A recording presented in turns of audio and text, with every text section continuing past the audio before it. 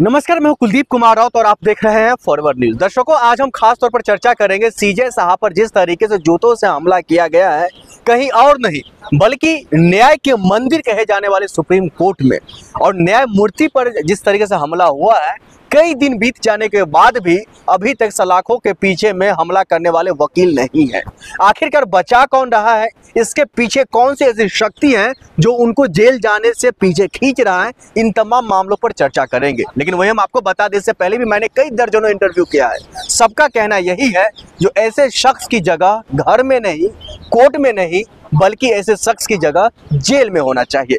इसी पर हमारे साथ चर्चा करने के लिए केसीसी के दिल्ली प्रदेश अध्यक्ष विनोद पवार जी जुड़े हुए हैं, वरिष्ठ कांग्रेस के नेता हैं, तमाम मामलों को लेकर के बेबाकी से अपना बयान रखते हैं और हर एक मामलों पर, चाहे दलित का मामला हो, देश का मामला हो, प्रदेश का मामला हो और यहाँ तक कि कांग्रेस का मामला हो, तमाम मामलों पर बेबाकी से अपना बयान रखते हैं। सर, आपका बहुत बहुत स्वागत है फॉरवर्ड न्यूज पर। Thank you. सवाल यही है, सीजे साहब पर जिस तरीके की जो घिनौना हमला हुआ है, इसको किस तरीके से और कैसे देख रहे हैं? देखिए, अगर आपको पत्रकार हो, आपको मालूम है कि पिंटू महादेव नाम के व्यक्ति ने तमिलनाडु या आंध्रा में बोला था कि राहुल गांधी जी के सीने पे गोली मार दी जाए। ऑन टीवी पर धमकी दी था लाइव टीवी पर डिबेट में। अब उसके विषय में कहीं चर्चा नहीं हो रही है। तो सीजीआई को जूता जो फेंका गया है वो एक प्लानिंग के तहत फेंका गया। राहुल गांधी वाला मुद्दा जो है वो बहुत बड़ा बन गया था। कौन सा राहुल गांधी का मुद्दा? कि राहुल गांधी को हमला कर रहे हो, मारो, ने बोला कि भाई उसको सीने पे गोली मार दी जानी चाहिए। उसके बारे में कोई चर्चा देश में नहीं हुई। सारे बुद्धिजीवी, सारे सिविल सोसाइटी सब सो गए और उसको जो राहुल गांधी जी के प्रशंसक है, जो पार्टी वर्कर्स है, जो देश की जागरूक जनता है, जो राहुल गांधी जी से जुड़ी है भारत जोड़ो यात्रा और भारत जोड़ो न्याय यात्रा के माध्यम से, ये तो उनमें आक्रोश था कि भाई उसके ऊपर एक्शन क्यों नहीं हो रहा। तो इन्होंने सीजीआई को जूता फेंकवा दिया। लेकिन राकेश, सो कॉल दलित व्यक्ति से। सो कॉल्ड नहीं, ये सो कॉल्ड का मैंने समझाइए विनोद जी। क्योंकि देखिए, वो बोल रहा है कि मैं दलित हूँ।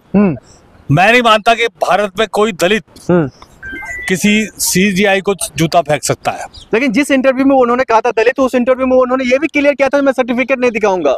तो वो मैंने सो कॉल बोला ना आपको, सो कॉल दलित। तो ऐसे जो वकील हैं, जो जिसको हम अगर ये भी कह दे काले कोट के अंदर में जो गुंडे भरे पड़े हैं, आखिरकार इसका सजा क्या और किस तरीके से होनी चाहिए फिर? देखिए, वो भेड़ की खाल में भेड़िए हैं और उनको सजा देना जो है वो कानून व्यवस्था का पालन करने के लिए जो सरकारें हैं वो सरकार ने उसको खिलाफ एक्शन लेना चाहिए था। दिल्ली स्टेट सरकार का कर्तव्य बनता है और सुप्रीम कोर्ट का मैटर है तो केंद्र सरकार का उसमें सो मोटो कॉज नोटिस दिया जाना चाहिए था। उसको स्वेच्छा से किसी भी न्यायालय में उसको हाजिर करके उसके खिलाफ को मुकदमा होना चाहिए था। दिल्ली में, अगर दिल्ली की बात करें तो दिल्ली में मुख्यमंत्री रेखा गुप्ता जी भारतीय जनता पार्टी की, दिल्ली की पुलिस प्रशासन जो है गृह मंत्रालय के अंडर आते हैं, अमित शाह जी के अंदर आते हैं, फिर भी वो जेल से बाहर होकर पत्रकार महोदय, ट्रिपल इंजन की सरकार है दिल्ली में।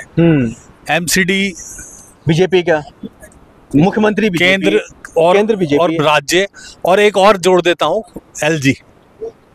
4 लोग जो है दिल्ली को चला रहे हैं और चारों असक्षम लोग हैं। सीजीआई दलित हैं वो बाद में है, पहले वो देश के सर्वोच्च न्यायाधीश हैं।